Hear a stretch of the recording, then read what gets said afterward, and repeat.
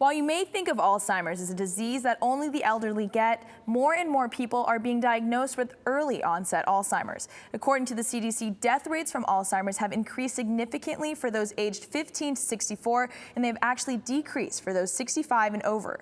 And while the rates are rising, the support and information about it isn't.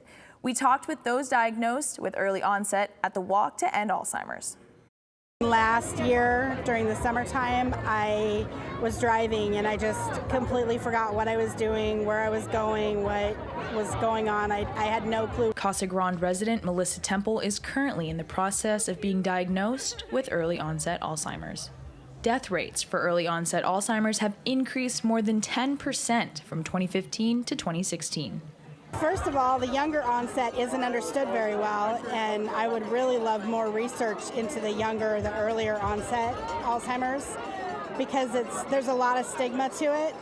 And when I tell people that I suspect I have it and they're working on diagnosing me with it, they're like, "You can't, you're too young." Temple's mother and grandmother were both diagnosed with Alzheimer's. I've been working as a CNA my whole adult working life with Alzheimer's and dementia people, plus taking care of my grandmother and my mom, so I know what I'm in for.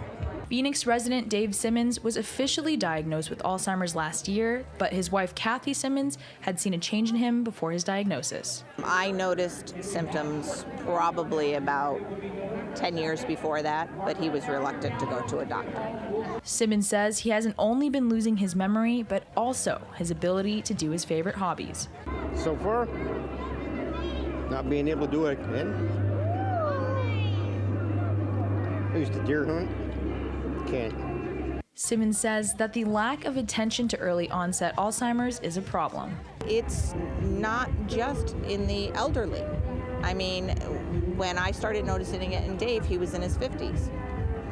So you have to understand that it's not just older people. There's many people out there. Phoenix resident Lisa Serino was diagnosed 2 years ago with early onset Alzheimer's. She and her boyfriend say they are frustrated with the lack of information provided for this type of the disease. Lisa's 60 years old, I'm 55, and there's simply not enough information or support groups for people that are suffering from Alzheimer's that are under 65 years of age. Alzheimer's is much more than memory loss. It changes your entire life. For me,